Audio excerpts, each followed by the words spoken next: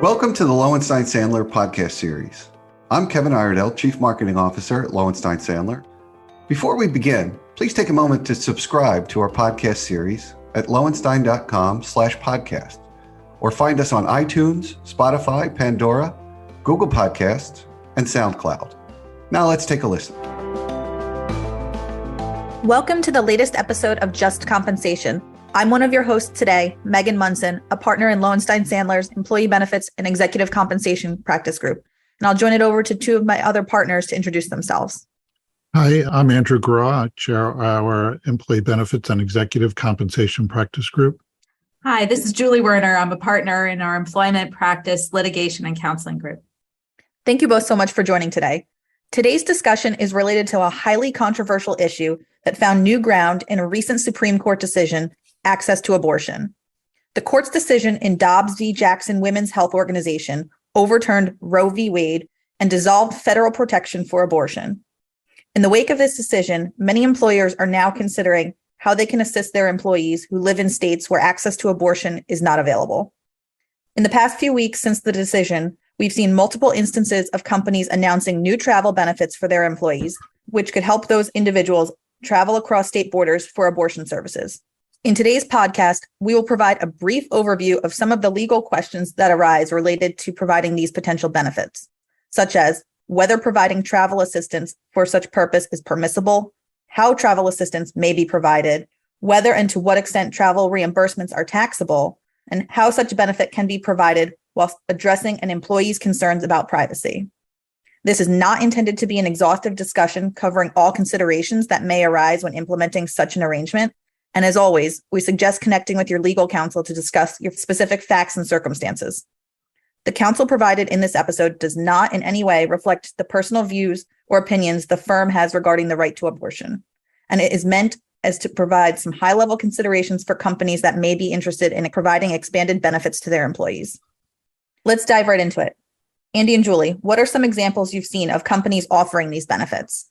Well, Megan, it seems like almost daily we're seeing reports of the business community around the country reacting to Dobbs and trying to develop new types of benefits to assist their employees.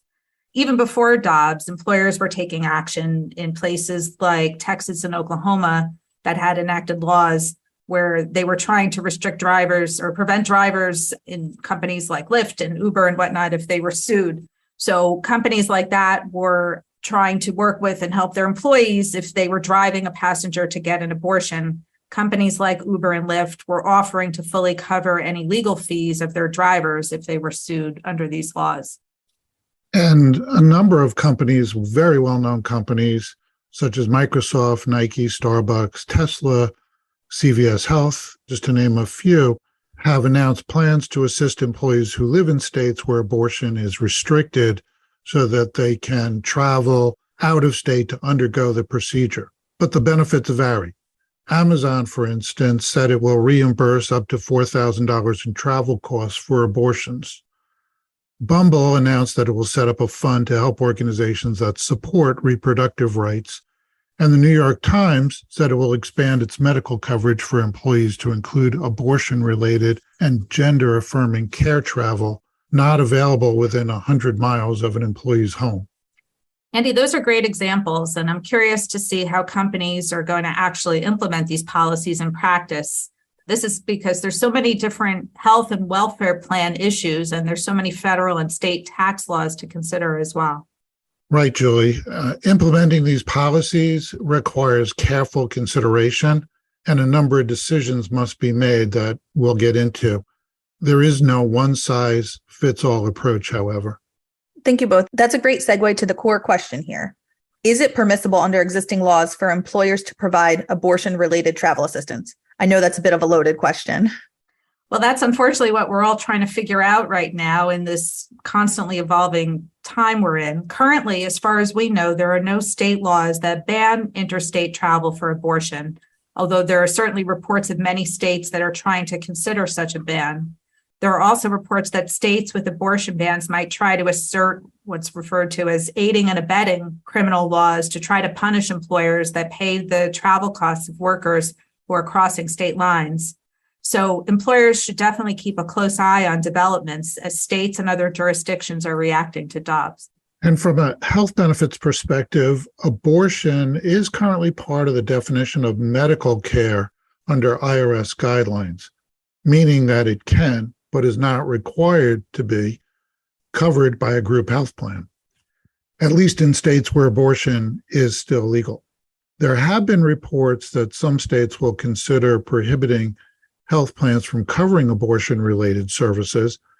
However, ERISA, the Employee Retirement Income Security Act of 1974, which is the federal law that governs employee benefit plans, generally preempts state laws to the extent the law relates to self-insured plans, which most large employers have. ERISA does not preempt fully insured plans, so the first thing that companies really need to do is determine what kind of health plan that they have.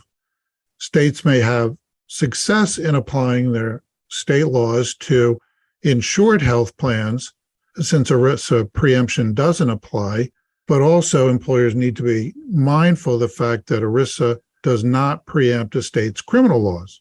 Thus, states that have restrictive criminal laws regarding abortion really need to be reviewed to assess whether or not an employer could be held responsible for, say, aiding and abetting an abortion in those states. Are there any limits to an employer providing abortion-related travel assistance? Another great question, Megan.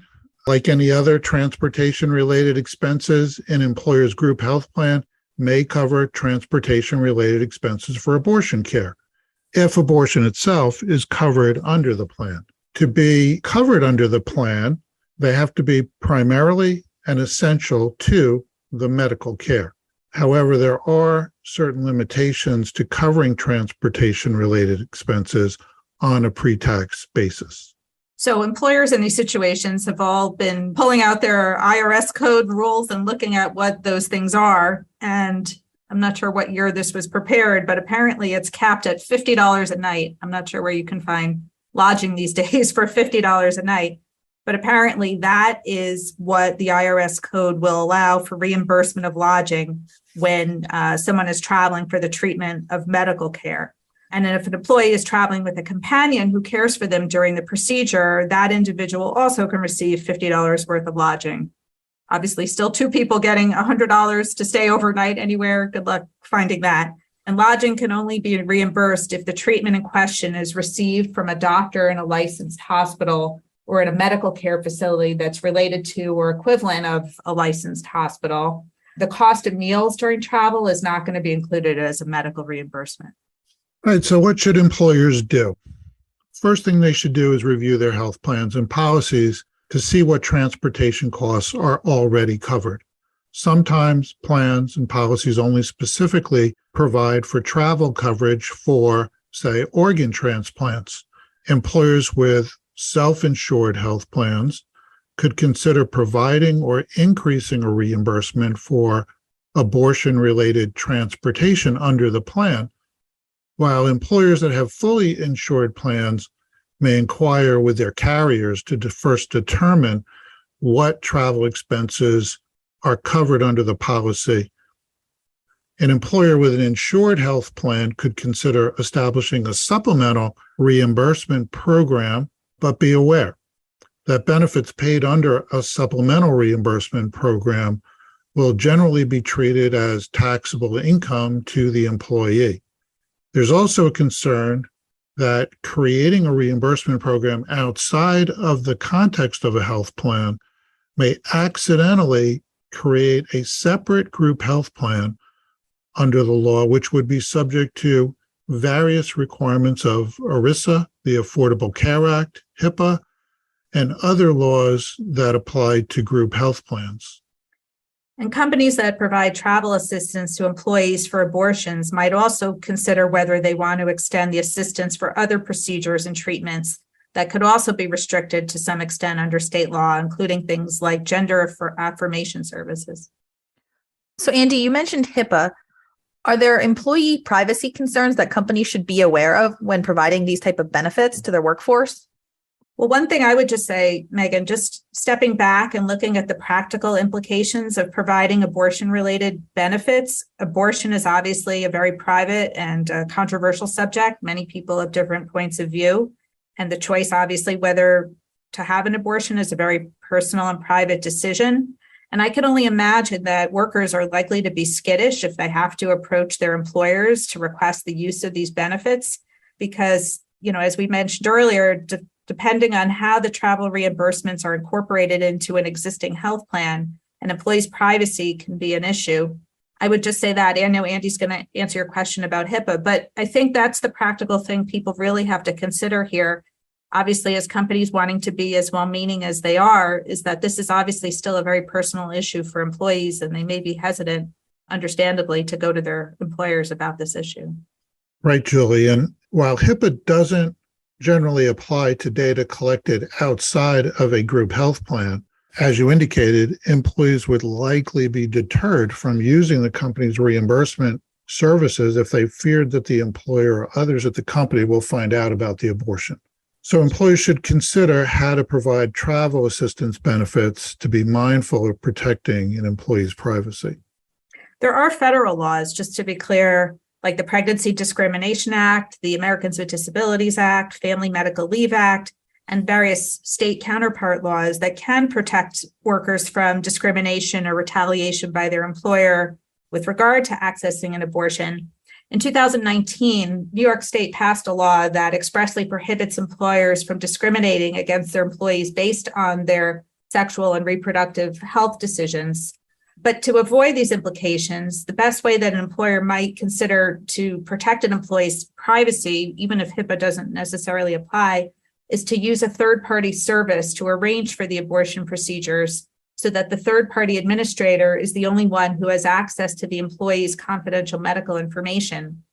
There was a recent article in Bloomberg. I think we've all been following this issue closely and seeing that there are increasingly a number of third-party stipend platforms that could be used for a medical travel benefit program.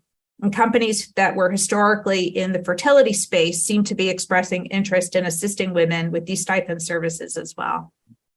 Thank you both. We've covered a lot of ground today. Is there anything else that you want to say to our listeners on this topic?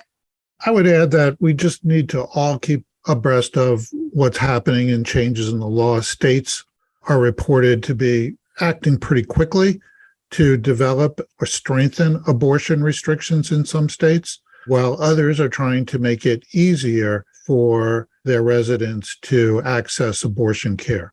So there's going to continue to be an evolving set of laws that come out.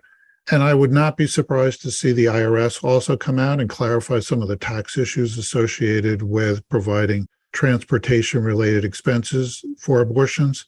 Since the Dobbs decision was issued, there's been a lot of activity, and that will continue. We all just have to keep our eye on it and be able to act quickly to assess what those new rules are and how employers can manage them. Great. So thank you both so much for joining us today. As Andy mentioned, the law in this area is rapidly evolving, so it's important for our listeners to stay up to date. We will continue to monitor updates on the topic. And if you're an employer considering how to provide abortion-related benefits to your employees, please contact a member of Lowenstein Sandler's Executive Compensation and Benefits Group. Thank you so much for joining us today, and we hope to have you back on our next episode of Just Compensation. Thank you. Thank you for listening to today's episode. Please subscribe to our podcast series at lowenstein.com/podcasts, or find us on iTunes, Spotify, Pandora, Google Podcasts, and SoundCloud. Lowenstein Sandler podcast series is presented by Lowenstein Sandler and cannot be copied or rebroadcast without consent. The information provided is intended for a general audience and is not legal advice or a substitute for the advice of counsel. Prior results do not guarantee a similar outcome. The content reflects the personal views and opinions of the participants. No attorney-client relationship is being created by this podcast, and all rights are reserved.